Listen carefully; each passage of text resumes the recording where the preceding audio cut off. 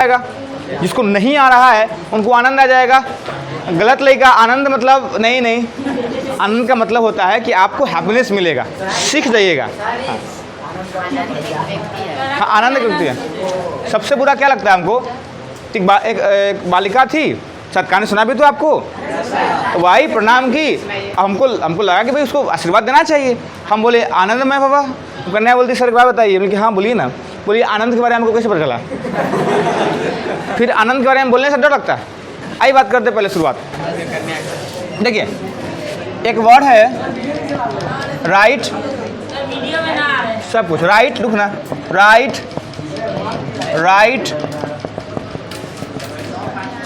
Rights और right. Sir ये तीन है। अगर आप ध्यान से देखेंगे तो इन तीनों वर्डों को आप कंफ्यूज्ड वर्ड भी कहते हैं। देखिए तीनों वर्ड को लगभग प्रोनाउंसिएशन जो होता है ना वो राइट ही होता है। देखिएगा, कोई बता सकता है? मेरी बहन कोई बनाएगा? कोई इसको एक्सप्लेन करेगा? कोई? हाँ, पहला, हाँ, जब कलम से हम लोग लिखने की प्रक्रिया करते हैं तो उसे क्या कहते हैं? लिखना।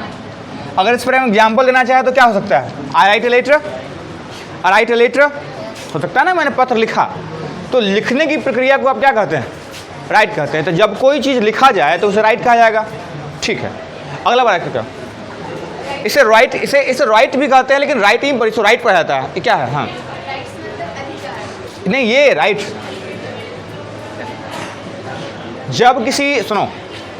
जब किसी धर्म, जाति, रंग, इन सब के लिए, जाति, रंग, धर्म, संप्रदाय, क्षेत्र विशेष, इन सब के लिए, क्योंकि हम लोग एक बहुत ही ऐसे देश में रहते हैं जो बहुत सेकुलर कंट्री है, जहाँ पर ना हर धर्म के लोगों को अधिकार है कि हर एक बराबर बनने का।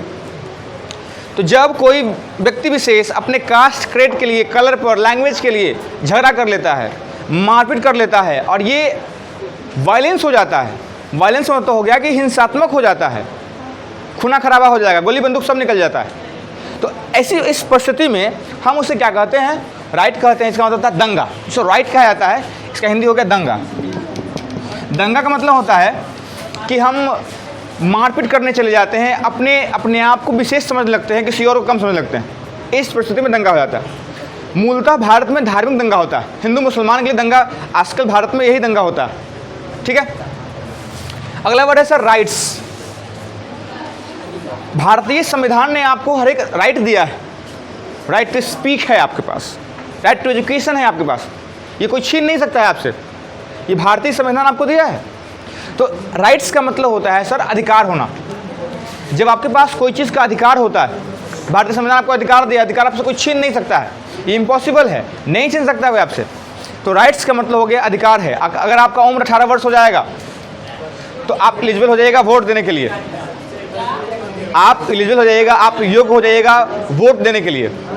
और आपका उम्र, तुम बालक हो, तुम्हारा उम्र 21 वर्ष हो गया तो तुम एलिजिबल हो जाओगे, तुम योग्य हो जाओगे विवाह करने के लिए। मतलब अधिकार तो तुमको मिला हुआ है, लेकिन मूलतः सरकार भी मानता है कि भाई तुम्हारा जो बुद्धि है ना लड़कियों से कम है। हालांकि हम इस बारे में हम नहीं मानते हैं, लेकिन सरकार ने लड़कियों के विवाह की उम्र 18 वर्ष कर दिया, लड़का का उम्र 21 वर्ष कर दिया, लेकिन वोट देने का दोनों का उम्र जो है 18 किया। तो मतलब ये मानता, सरकार भी मान रहा है कि जो बुद्धि बालिकाओं में 18 वर्ष में आता है, लड़का में आने में 3 वर्ष ज़्यादा लगता है। फालतू बात है। आंदोलन होना चाहिए, होगा आंदोलन। हाँ, चलिए अगला वर्ड है राइट। इसका मतलब हो गया सर अधिकार। ठीक है, अगला है राइट। राइट का मतलब सर होता है कैसे? देखो, आपने मैथमेटिक्स पढ़ा होगा। अगर आपने साइन थीटा कॉस थीटा कभी कहते हैं, ट्रिग्नोमेट्री कहते हैं ना, ये ना ट्रिग्नोमेट्री ये कहते हैं ना वो। हाँ, तो उसमें अगर आपने क्लास 10 में पढ़ा होगा तो प्रूफ की होगा तो ये कहती है आर एच एस बराबर एल एच एस, ये प्रूफ लिखा पूरा दिया होगा। तो right hand side equal to left hand side. अब देखो, तो यही राइट है। एक तो होता है कि हाँ तुम सही हो, यू आर राइट, तुम सही हो, तो एक तो राइट हो गया तुम सही हो।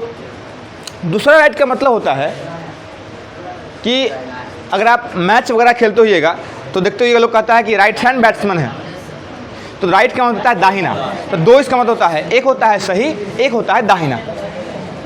लिखिए सही या दाहिना। चलिए पेयर नंबर 1 कंप्लीट हो गया, उधर ही उतार ला, उतारा उतारा उतारा ना, क्या ना रहने दीजिए, क्या दिक्कत है।